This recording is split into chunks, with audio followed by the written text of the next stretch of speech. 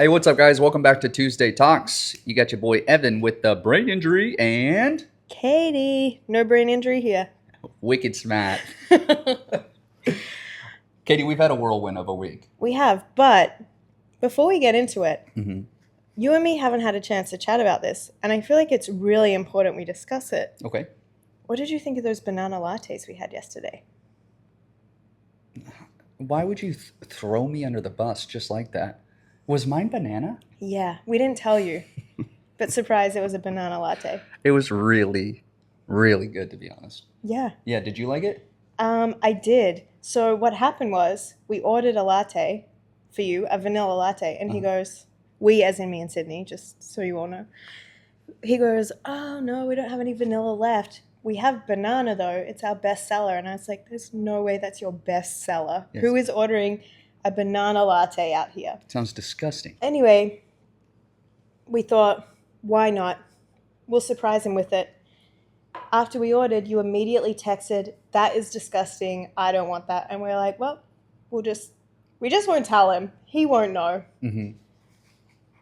And I still didn't. And until honestly, you this didn't. moment. So it was true. I didn't really believe it myself in the moment, but then he goes, here you are, 2 banana lattes. And we're like, we didn't even want one of these, but thank you. So we each had one. Honestly, delicious. I just want to say, I don't believe it. There's no way that was a nanner latte. And it was a nanner latte. There's no way. That was the best latte I've ever had. It was so good. Yeah. I don't know if it was like a homemade syrup thing. I got to go back. I was about to pick one up after the gym, and I would have ordered just 2 regular lattes. Lattes, yeah. No, you guys gotta told me go it was a nanner. regular latte. To be fair, I said, would you like a regular latte instead? You said, yes, please. And he'd already made them. So, or he was in the process of making them. We couldn't back out of it. My God.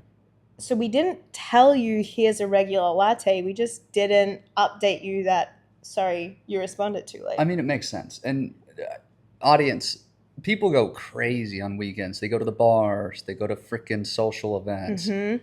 The wild stuff we do here is misordering lattes. Yeah. And then sipping it, me not knowing. But like that was the wildest thing we did last week. That was our crazy, well, it's not Friday, but you know, that was our crazy day out, honestly. Depressing? Not for us. No, I would do Exhilarating. that week after week. We're getting one after this podcast. Yeah. We've earned it. I need one. We've earned it. Speaking of, I'm dying. it's been a big week. Oh It's my been a God. huge week. Guys, I hope you heard that sigh. I don't have a lot in the tank on a daily basis. But we have changed our approach to social media. Which we touched on briefly last week. Oh, we did? Yeah. Oh, okay. Well, you But- guys know then. Listen to episode 1 if you didn't. But I can't keep up. I feel like I'm treading water. And baby girl, my head's under. And I feel like I'm kind of holding it down too, because I'm like, we got to keep chugging on. You're leaving to go home for Thanksgiving. Well, this is home, but I see This is home, but Texas you will know, always be home. to Texas for Thanksgiving. My apologies. Yeah, You're it's right. okay. So we have limited time, and you're going to be gone so long. Look, it's on us. This is pretty typical of us. Yeah. Change things up last minute. Yes. Put ourselves in a bad position. Under the guidance of somebody we really trust, though. Yes, we And know we're doing the right thing. We We're are. on the right path. And we've seen, like within the last week, we've already seen better optics on stuff we posted before, better engagement, which is good. So thank you guys. But we are dying with a capital Y. Mm-hmm. I don't have a brain injury, as we know. I am struggling. These have been massive days and just grinding it out. But it's fun. It is a lot of fun. Coming from a journalism background, I love editing. That's a vice for me. Mm-hmm. Not gluttony, not greed. Not banana lattes. Editing. It is. I could do it nonstop. I'll listen. I'll ignore my migraines. I'll ignore the pain. I get in the zone. It's liberating for me because it brings me back to the days before the brain injury. And it's nice to be creative. And you're brilliant with your directing. You're hilarious with what you want to add to the scripts. Oh, thank you. You are fantastic with your guidance. We do hundreds of cuts because I can't remember a sentence. To your credit, whenever you get it perfect, I've forgotten to record. So like it's not all on you. I am in no way comparing my mental fatigue right now to yours because I'm sure yours is on a whole other level. I'm missing it this week. Yeah. It's not firing up there. No, and we're constantly thinking about the next steps. I was at the gym this morning. We were texting the entire time. Hey, should we do this? I was editing there.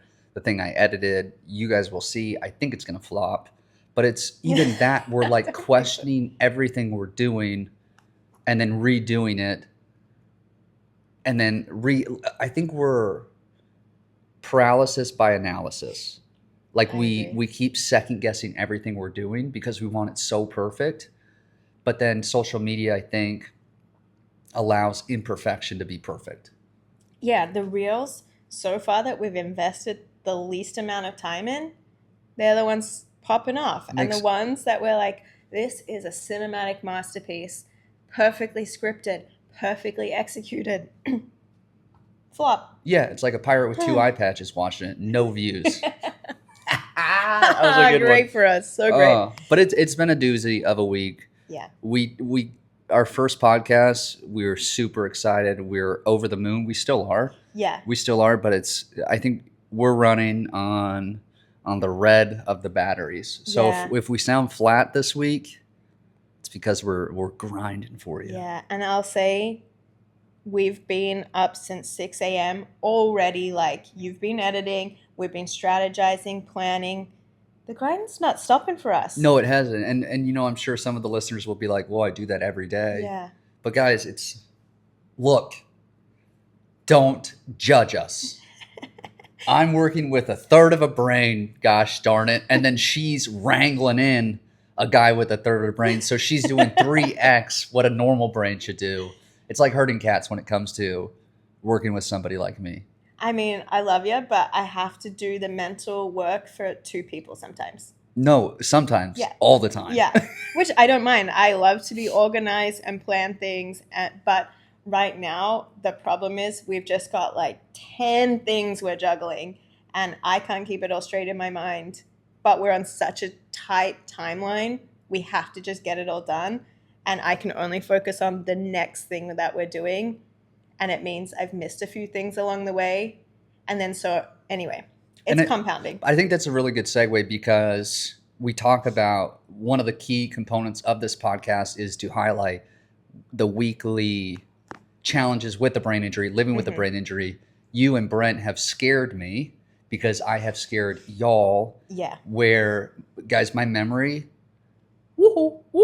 non-existent right now. It's who gone. Is she? We don't know her. Where'd she go? Hello, memory. Oh, your call cannot be completed as dialed. Why don't you tell them what you told me the other day, and then I can tell them what Brent said to me over the phone, and it scared me to death. Yeah, so I mean, it scared me in the moment too. So we were having a conversation. Just so you all know, we live together, but on separate floors of the same house. Mm-hmm. So we're not. A lot of the time we're just talking by text because we're too lazy to walk up and down the stairs to see each other. Also, it's good to have space. But we were texting about what jobs needed to be done next, what we had allocated to you. And you said, great, I'm going to jump on this right now. 10 minutes later, you came back to me, and we must have talked about a few things in between because otherwise you would have seen the previous message. You said, hey, so what can I work on? Should I start doing something completely different to the things we'd just spoken about? I'm not kidding, 10 minutes later. And I was like, did he just miss those messages? But then you had responded, so I was like, I don't think he missed them. So I said them to you again. I said, yeah, just try, you can do this and this. And you're like, cool. All right, I'm going to do that now. You did the first one, and then you came back to me.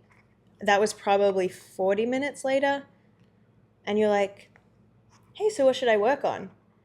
That was terrifying. Like, I am not as nervous anymore when it's a few days later, a week later, sometimes even the next day, and it's something that you've forgotten that's not super important.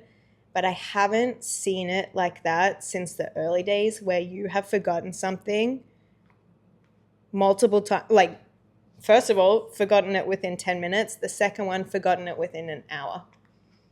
It Yeah, was that's truly scary. sorry. I was silent listening to Yeah. you processing it.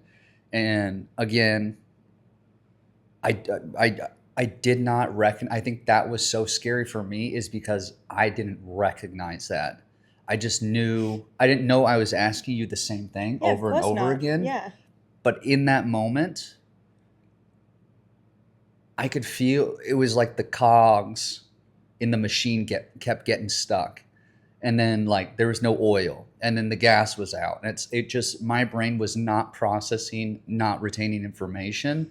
And the only reason I remember that what you told me and why I wanted to bring it up on this podcast is because it was so alarming to me. It stuck. Mm-hmm. And I realized that is a good thing for my memory to hold on to is stuff like that. And then that day before you told me this, my brother had called me. Again, he lives with us, floor below. Me in particular. Yeah. Oh, yeah. His wife. He lives with her, Katie. We were talking on the phone about something completely different, and he goes, "Hey, man, I just want to let you know I'm really concerned for you." Yeah. I was like, about what? I don't understand." He goes, "Your memory has gotten so much worse over these last couple of days because we're having visitors come." Mm-hmm. And I guess we've talked about this multiple times. I had no idea. And then conversations we've had within the same day, like you had mentioned, we had again because I didn't remember. And it just leaves a sour taste in my mouth because I believe you guys, I know you guys are telling me the truth, but I can't get it. I can't, it's so tough to explain. Even trying to describe it. Well, I guess I just said the same thing, but it's like trying to catch like a fart in the air. You know what I mean? It's impossible, but it's just, I don't know. It's so scary. And I'm not even like addressing the camera because I can't, because I have to think without being distracted, but I'm not even really looking at you that much, but it's embarrassing. And it's discouraging because this is what doctors have said, right? Like, hey, the future's not looking too hot for you. Okay. And then now it scares me. Well, are we here? Have we made it? We're 6 years after the accident. Is this what it's going to be like? When you say the doctors have said the future's not looking great, what they have said is there's a chance you can develop dementia. Is that what you're and that's what, but yes, they've said that, but they haven't said there's a chance. It said the brain damage is so severe, it is progressing to dementia. Like, it's not like we're going to roll the dice and hope it lands on 7. It's like, well, we're going to get 7. You will get it. Right. And I know I've beaten the odds and we've all said that. Yeah. And it's, like every therapist says you've exceeded expectations. So my goal is to beat what the doctors are telling me. But it is so scary because I'm knocking on the door. And granted, I have a lot of stressors in life right now. We have this business that we're so invested in. Yeah. Because we've talked to people that we want this. It's no longer for us. It's for the brain injury community because we've seen firsthand somebody that we brought onto the team that can't find employment because people can't recognize the gap history in their work or the work. And also, I think this is a perfect example too. Like, from the outside, people with brain injuries can often look fine. Like, people can look at you and be like, why aren't you going to work a full-time job? Of course you can. Off you go. But this is exactly why. Like, we were doing full-time hours, maybe a little more, and look at the consequence of that. Like, that's not a sustainable thing for you. That was 3 or 4 days of full-time hours. Yeah, I wouldn't even say full time. Like 4 hours, 5 hours, like head in the sand. I would say like 4 or 5 hours, like intense, but then we would continue part ways the conversation. And continue conversations. Right. You would be editing. We'd be doing other stuff, like just sitting down, constantly chipping away at it. Like, there was no break. Yeah, we did a bad job at finding balance this week. Yeah, so we have that compounded with a puppy.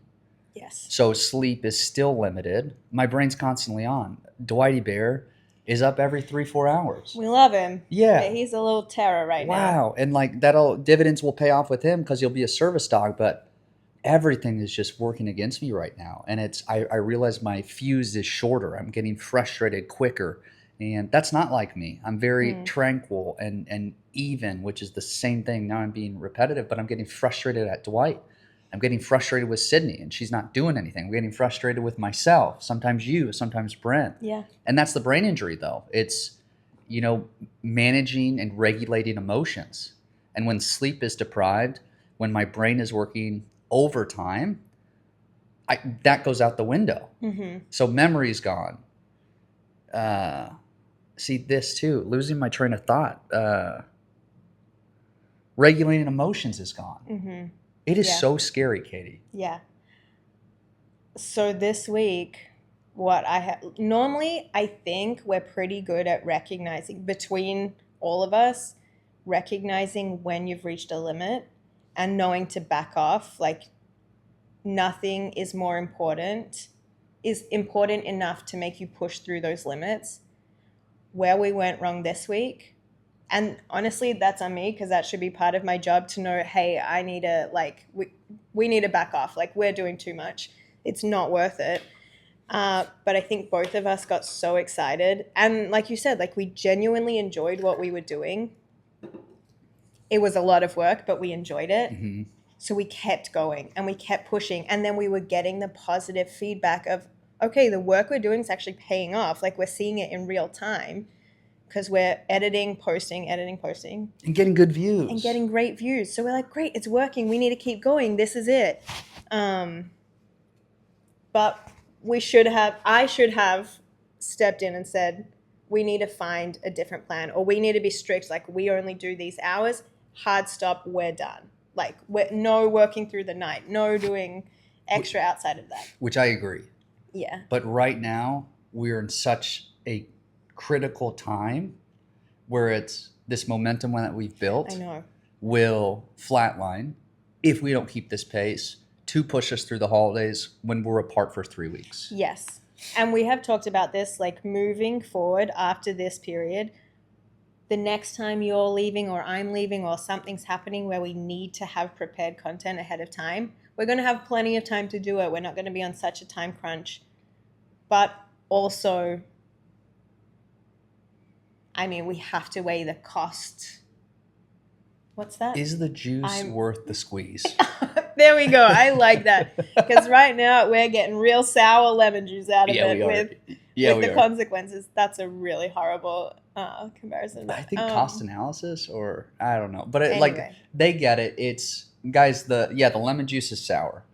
The fuse has been burnt at both ends. Yeah. But we're doing it.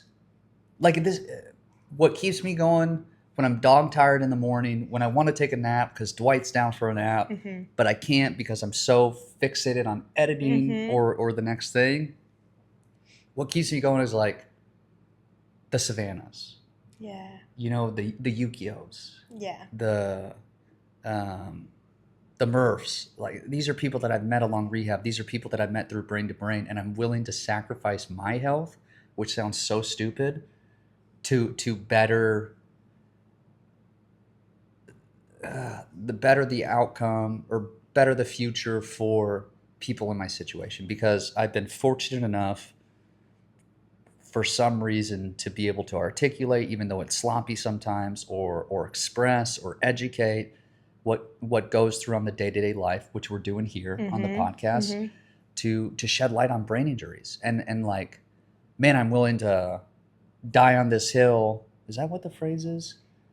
For the betterment of the brain injury population. I know that sounds so stupid, but I'm so passionate about this. Yeah, and I see the passion.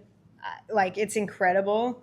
And the comments we've had from people, or you in particular, about like how impactful this stuff has been on certain people is a huge motivator. But if we keep going at the pace we're going to burn out, and then we have nothing to give.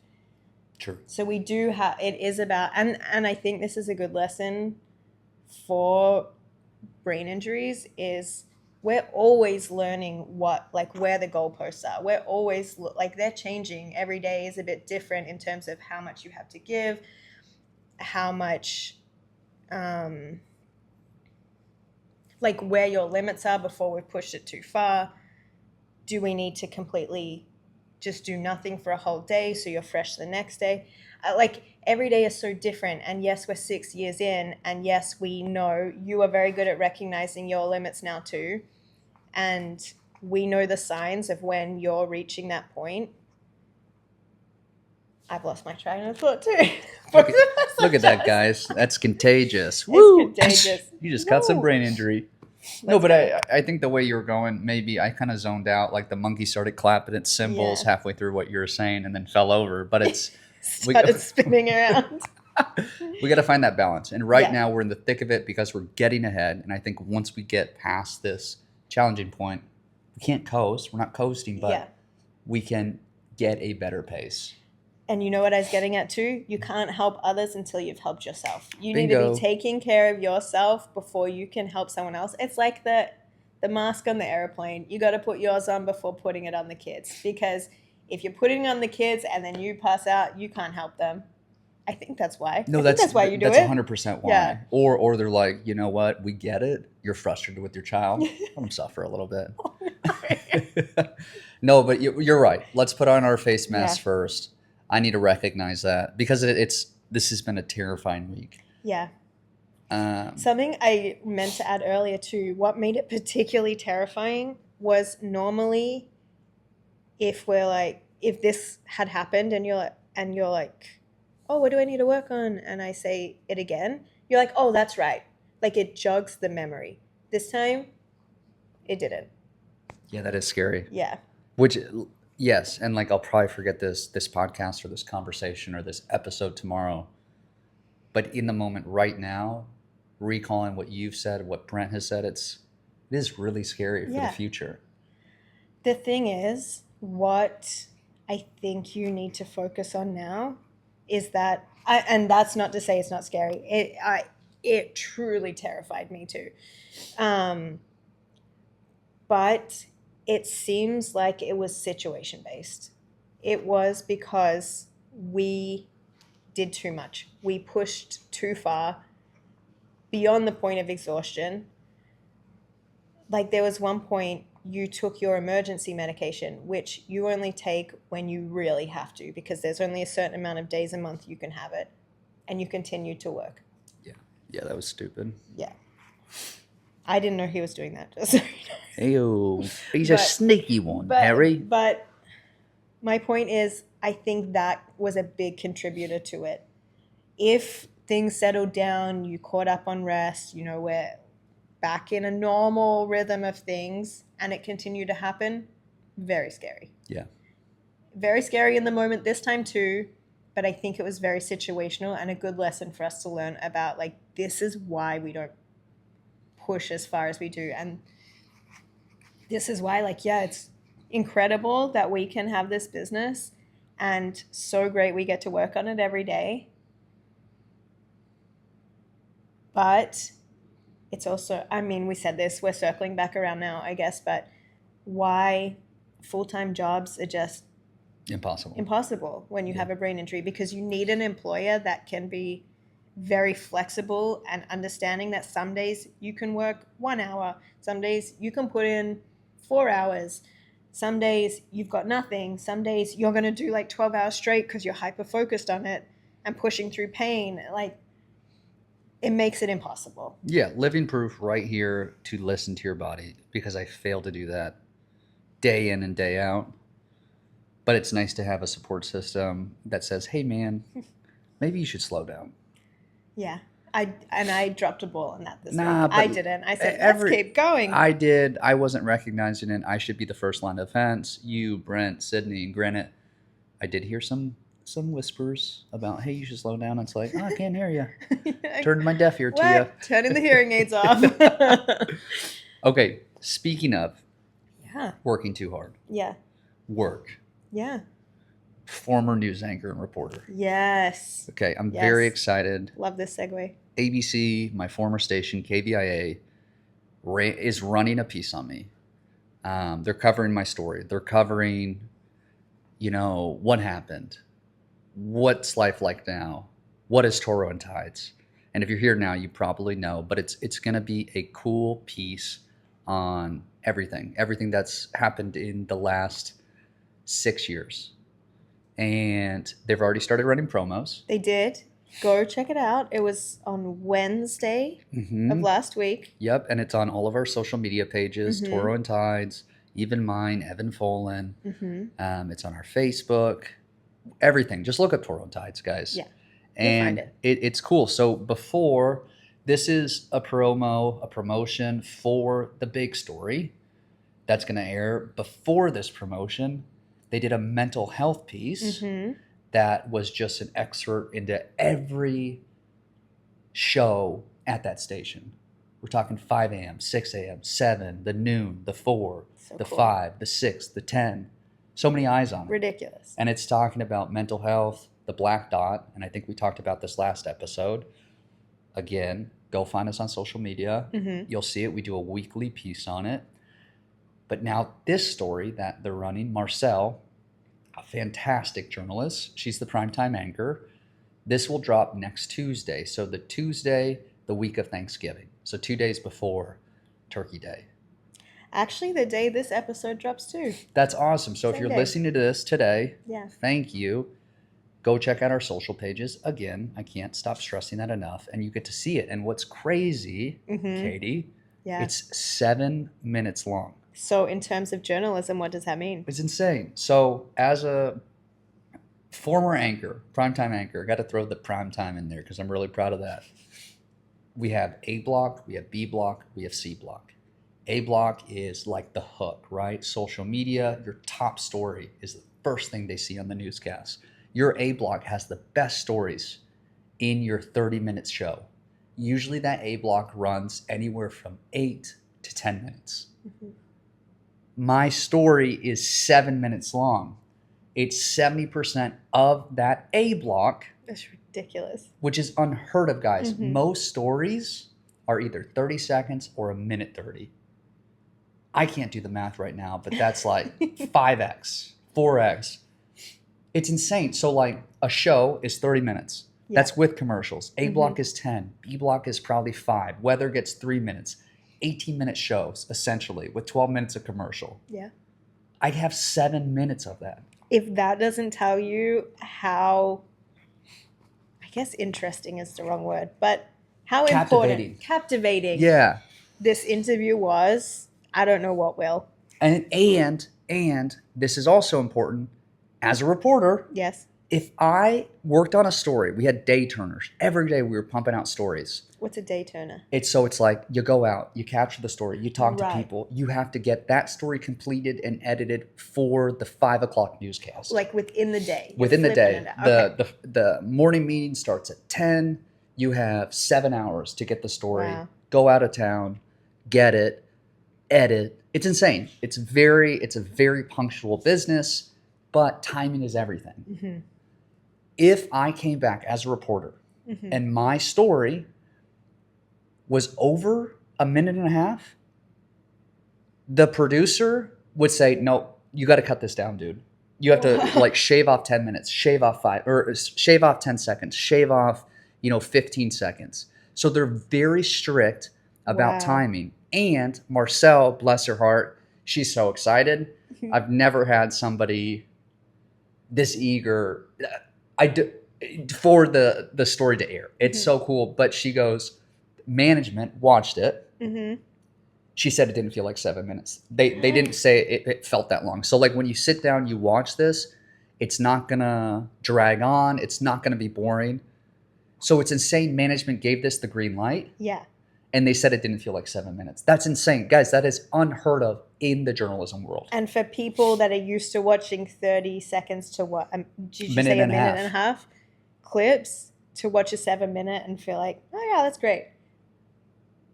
Go and watch it. Yeah, I've seen a minute and a half stories that feel like 30 minutes. They're so boring. Yes. And this one is visual. It has me in person talking with her. It has videos from the accident. It has recreations of the accident. It has graphic photos. Maybe I already said that. You did. It shows everything. So if you're curious about my story visually, right now you can hear us talking about it. This will show you everything. Yeah. So excited. I can't wait. But what's more, like, you get to hear my story, but you get to hear the purpose of Toro Tides. Yeah. Sure, I'm one of millions that suffer from a brain injury. True. Everybody has a story. Every brain injury is completely different, but with mine, I'm focusing on the good. We're using this for the betterment of the brain injury community. That's right. And God bless KVIA, ABC for freaking capturing that and allowing me to share this story. And what a crazy... I mean, okay, did this bring up any emotions for you? Because I imagine it's kind of bittersweet. You're now back at the station you used to work at in your life before the accident, a life you essentially had to grieve and probably still are.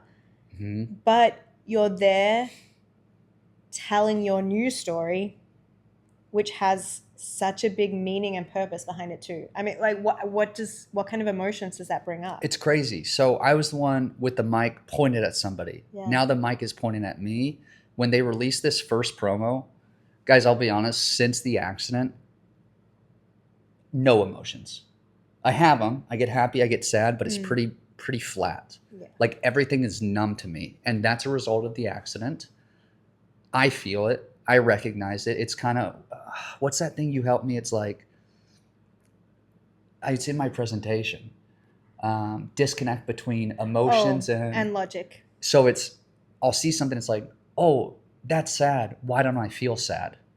Yeah. When I watched this trailer or promo for my story, tears swelled in my eyes. Yeah. That's crazy. Yeah. It evoked emotion out of me because I think I've only had a few set of moments since the accident where I see it, I recognize it, and I think, wow, that sucks. I don't believe that's me. Like what happened to you? Yeah, Yeah. Not what they did, but it's like, oh my God, this is real. Like, I keep thinking I'll wake up from this nightmare. I know, it's quite hard to comprehend. Yeah, and it just, I can't remember the last time I cried. Yeah. But I had to swallow those tears. Yeah. It just, the place that I love to work, it didn't feel like work. It was play for me in the best, like, most professional way possible. Yeah, I've only ever heard, like, every time you talk about that job, you just light up. Like, that was clearly your passion. Yeah. And your absolute love. Like, a lot of people go to work and they're like,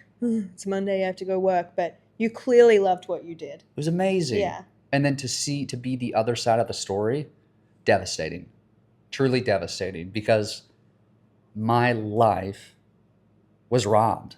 Like, I was robbed of my life. I can never get it back. Sure, I can do this with you and I love it, but I don't get that taste of like a fulfillment of a job. Yeah. Or working to retirement. And it's also not like if the accident never happened, would you have chosen this as your job? Like, and maybe it's all worked out that it's like, actually, this is a really cool path to be on, but it's not the life you had imagined for yourself, I think, originally. Yes. That's very good way to put it. it. But 100%, I would not be here sitting on the couch with you right now. Yeah. I mean, social media is cool to be a viewer, not to be a creator. Yeah. Not what either of us planned. Oh, I should have volleyed back to you. No, not at Oh, all. Evan, it's all about you. No, but I mean, it is your accident and your story. It's not about me, but I think it just shows these kind of things have almost a ripple effect. Like, they do affect, not to the same extent by any means. I'm not trying to take anything away from your experience or what you've gone through or be like, oh yeah, I feel the same way. No. My experience is completely different, but it does change a lot of people's lives. Yeah. And I know a lot of listeners, caregivers, brain injury survivors, they get it. Sure, I took the tire, but there's collateral damage. It uprooted your life. It uprooted Brent's life. My mom's financially. Like, it's crazy. Sure, I suffer the medical consequences, but you guys suffer the burden of helping me manage this. There is a ripple effect. There is a ripple effect. You don't make it feel like a burden though, because you're fun to be around. Grazie. But it is tiring. You get caregiver fatigue. Yeah. You know, it's like, man, it's like me with Dwight where I throw my hands up. It's like, Sid, I can't do this anymore. I need a break. And I get it. I recognize that.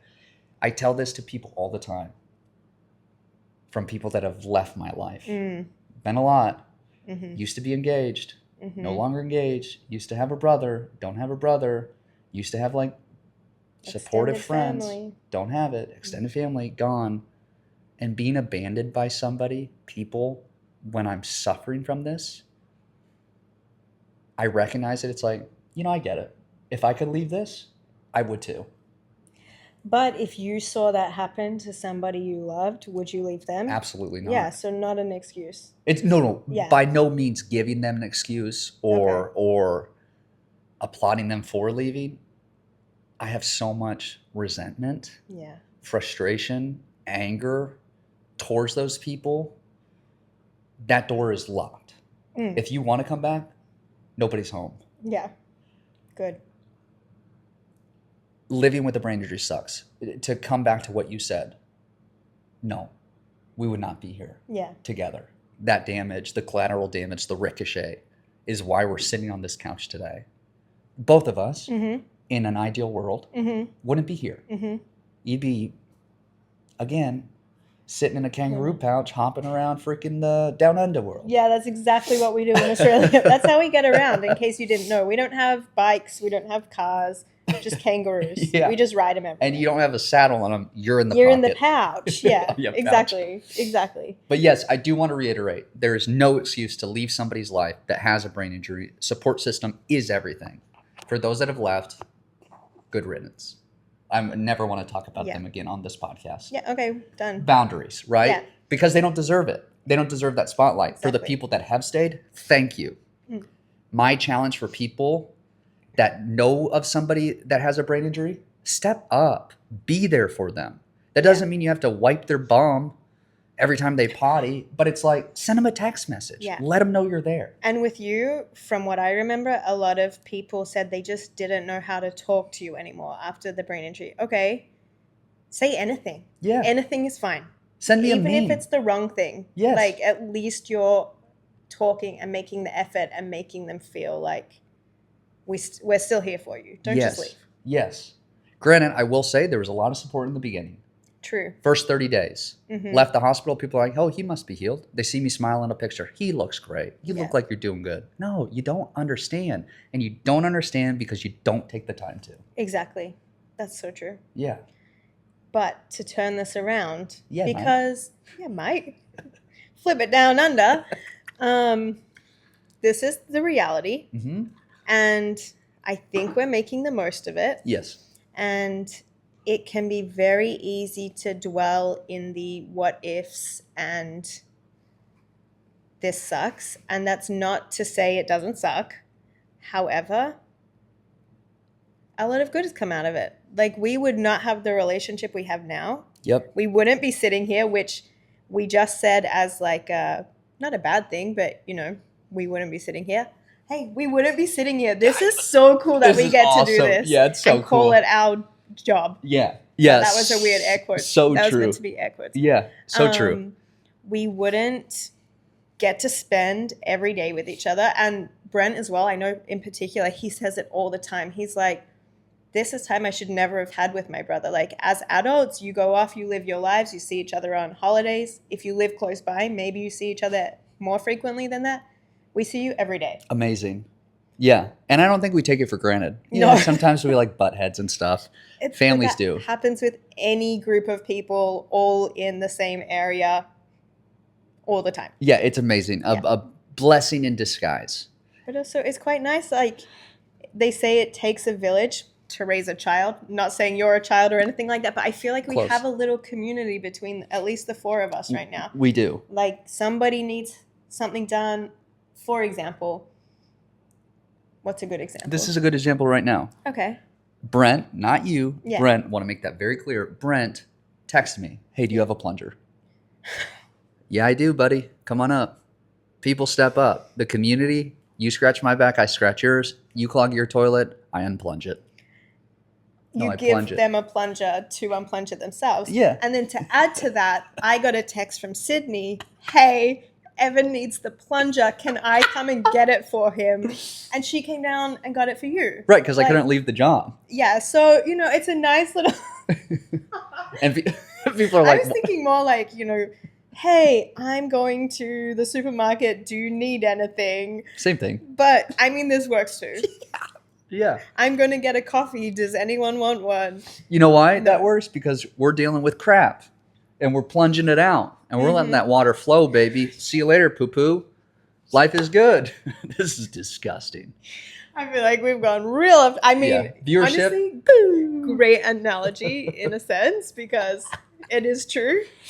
But yes, we have a great foundation. We have a great support system here. This sounds wild to say. Mhm. Day-to-day life is hideous for me. Mm. But knowing what this has brought me, I'd take a tire any day of the week for you guys. Like it's so That's the cool. nicest thing you've ever said. Like it's amazing. We're on borrowed time. We shouldn't be Yeah. here. I died in the accident, but I'm here. If this never happened, we'd be on different continents most likely. Yeah. I think it's strengthened our relationship, even though it was very tight before. Now it's like a freaking Survivor challenge where there's knots on knots on knots in a good way. But yeah, this is a blessing in disguise. It Yeah. really is. And like that's all we can do. We can only look at the positives of it because it'll drag you down. Yes. And there's no point living down there because there's nothing we can do now that'll ever change it. Yep. We can only make the most of the situation that we're in Mm-hmm. and the cards that have been dealt. And I think we are. I think so too. And Yeah. to challenge and to encourage other people who have brain injuries, try to find the lightness. Yeah. Like the lightness in the day, or like the light in the day. But when I mean lightness, like the calm in the storm. Oh my God! Today I got to my coffee was hot when I drank it because I didn't get distracted and forgot I'd made it. Yes. Stuff like that. Yeah. Find the little things. Yeah, and I think that's a great way to close out this episode. Yeah. I think so too. Yeah, and you get to see that today on Tuesday when this episode drops by going onto our social media accounts and watching my 7-minute story. That's so crazy. Go watch. Tell us what you think. Again, send us questions. We want this to be a conversation. Sit on the couch with us. If you don't, we have great conversations as well. I mean, it would be more like this, just us rambling and Yeah. no plan, no direction. Just see what happens. Those see are what flows. those are Tuesday talks though. Yeah, exactly. So in summation, I hope that's a word. Find somebody that's going to share a plunger with you. Find your plunger community. That's so true. Guys, Tuesday Talks is done. We'll see you next Tuesday. Katie, you want to tell anything to the viewers? Go try a banana latte, because we are. So Round good. 2. We're going right now. Thank you guys. Have a wonderful week. We'll see you in 7 days. I'm counting down the minutes. Me too. See ya. Bye.